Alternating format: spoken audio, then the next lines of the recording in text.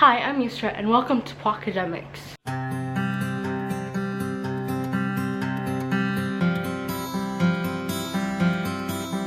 This episode of pwaacademics is a continuation of the last episode on the How to Debate series. So in this episode, I interview two experts of debating about their specific tips on debating in each of the criteria of debating. So I hope you guys enjoy and let's just get right into it. Hi, I'm Naomi. Hi, I'm Angie Victoria. What is one of the major problems in presentation of the debate and what advice would you give to help? I'll go with like my own experience. Like I know that back then, I'm still kind of shy, but a problem that I really had was how like a lack of assertiveness. I feel like having confidence in your points and actually like looking or seeming like you want to deliver them and that you actually believe in them does a lot, because it makes them more convincing and it makes it seem more like you're telling the truth. I don't know, that's what I've been doing. So Fake it till you make it. Yeah, basically.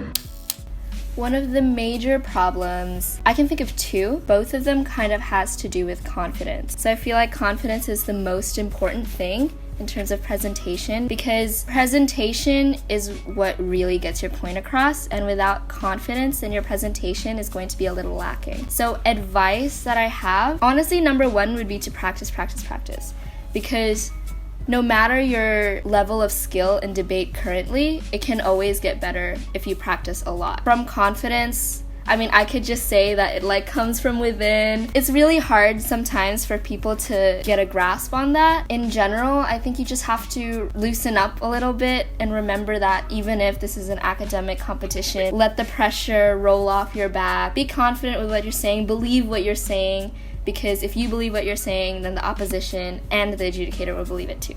How do you think people could improve their strategy when debating? This includes structuring their speech or rebuttal. Well, what I did was I used a specific method for writing notes. So I'd say be careful with how you structure your notes, because they're going to be your reference as you're standing there. Some people use cue cards, some people use flow notes, and I know that the different kinds of notes help people in different ways. So I'd say find the one that suits you best.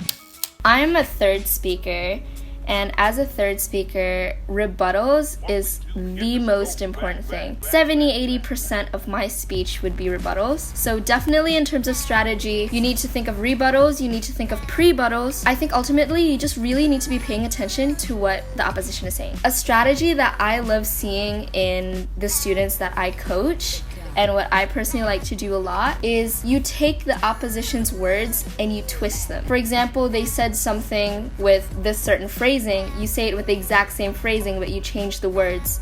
Because ultimately debate, it is about proving that your point is right, but it's also proving that the opposition's point is wrong. So that's why you need to believe in our point.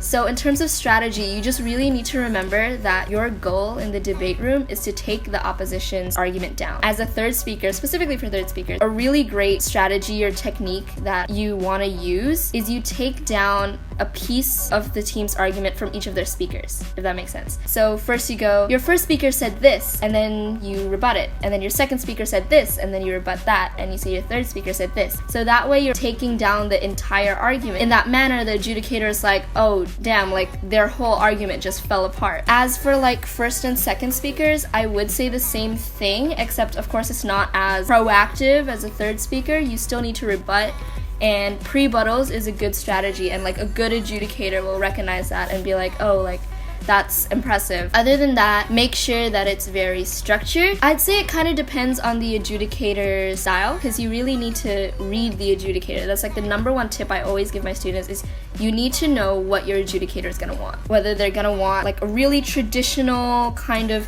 structured by the book debater, or whether they're going to want someone that's more passionate, more fiery, more in the moment. But either way, both adjudicators will appreciate some form of structure. So be sure before you do what you're gonna do, you say what you're gonna do. You're so now I'm gonna present some rebuttals, I'm going to summarize my team's points, blah blah blah. So things like that, just make sure you compartmentalize them so the audience can clearly follow your train of thought and where you're going. What is like a flaw that you've noticed in yourself or like in other people, like regarding content and like how you encourage people to improve on it? I know that some people tend to not hit the time limit because also partly because they don't really elaborate enough other points. When you state your point, make sure to state all the connections. Like really like lay it out for the people. That makes sense. For content, I feel like the number one issue is that a lot of people like to use anecdotal evidence. They would try to bring up like evidence to support their point. It's not really conclusive or it's not really concrete. So it would just kind of be like they're stating a known fact.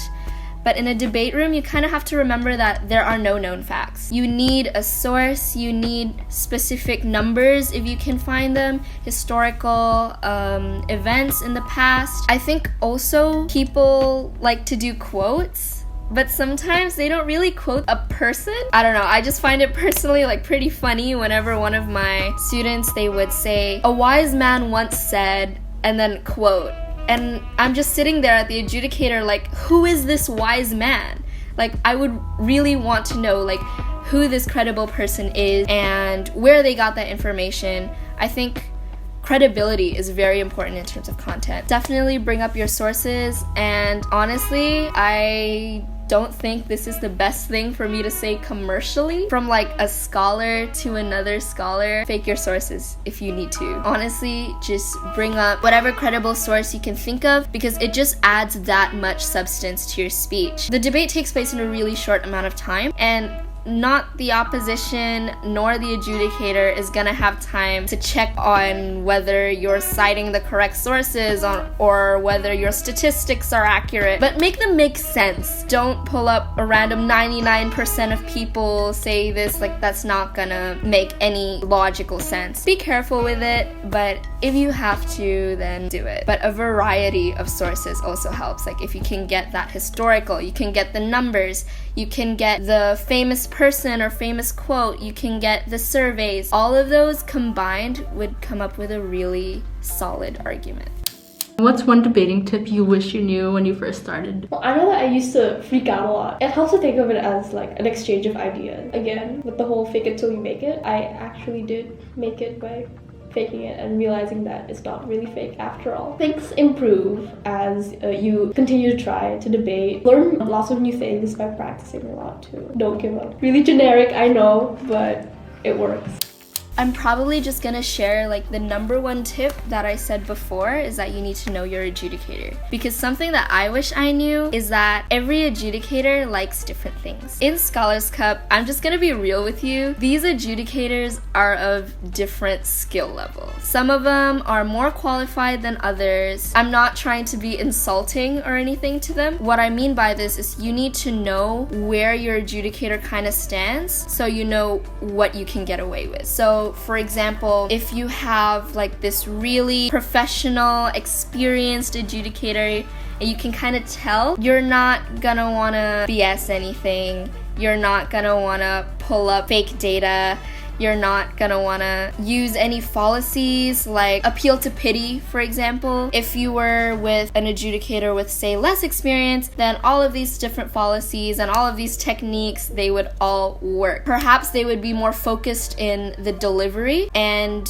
you just need to really seem like you know what you're doing. This also applies to adjudicator style. So what I like to do when I go into debate rooms is I say hi to the adjudicator, I shake their hand, and I try to get to know them a little bit. I just say, hi, like, I'm Angie, these are my teammates, we're from Mentari in Indonesia, where are you from? You can tell from, say, their school. If it's a really performing school, then you know, oh, like, this adjudicator won't mess around. Just by the way they present themselves, if they give you like a really firm handshake and they're kind of like, good morning, then you know, like, oh, like, this adjudicator is really traditional and they're gonna want a really structured speech.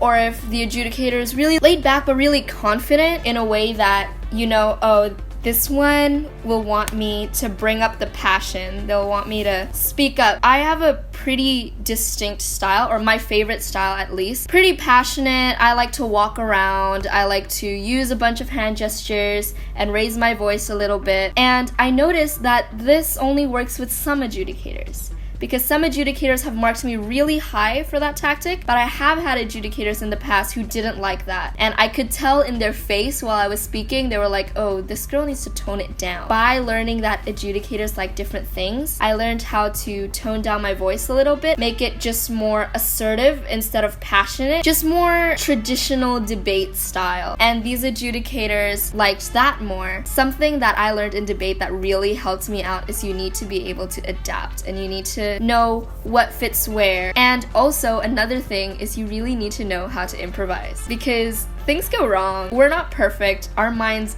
blank out a lot. So you need to kind of practice how to think on our feet and think about how we're gonna say what we're gonna say and what it is we're gonna say at all. That's why I think it's so important that whenever you go up to do a debate, you need to understand the topic at hand. Because if you say something and you don't understand it, if you blank out, you're not gonna know what to say afterwards and you're just not gonna be able to follow it up with anything. But if you understand the topic, then you can pretty much give a rough overview of what you were gonna say because you really understand it and you know what you want to get across. Oh, one more thing. A debate, although you are scored individually, it is so important that your speech is cohesive with your teammates. This is something that I didn't really realize at first because everyone was pretty individualistic, right? You're like, okay, I'm gonna work on my points, you're gonna work on your points, and the third speaker is gonna work on their own points as well. So it was a very solo path, and it was kind of just like, oh, we're arguing for the same side, but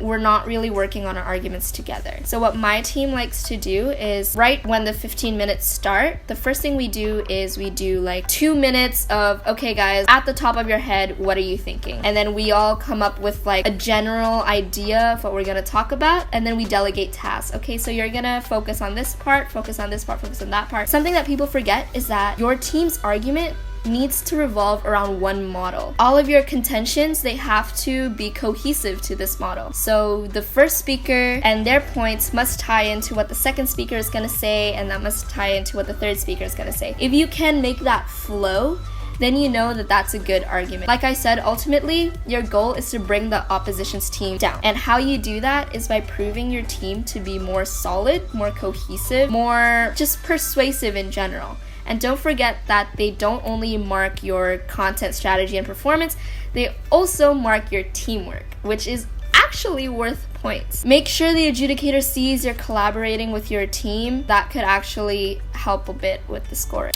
So I hope you guys enjoyed that video. I hope it was helpful for you all to see other people's perspectives. And just a reminder, just because these tips work for these specific people doesn't necessarily mean that you need to do these specific things to be able to succeed, because debating is different for everyone, so please keep that in mind. But some of these tips are very helpful if you really want to up your game on debate. So yeah, I hope you guys enjoyed this video. Like, comment, and subscribe, and share this video since TLC is coming up in a couple of days. And yeah, thanks for watching. Bye. All the credits.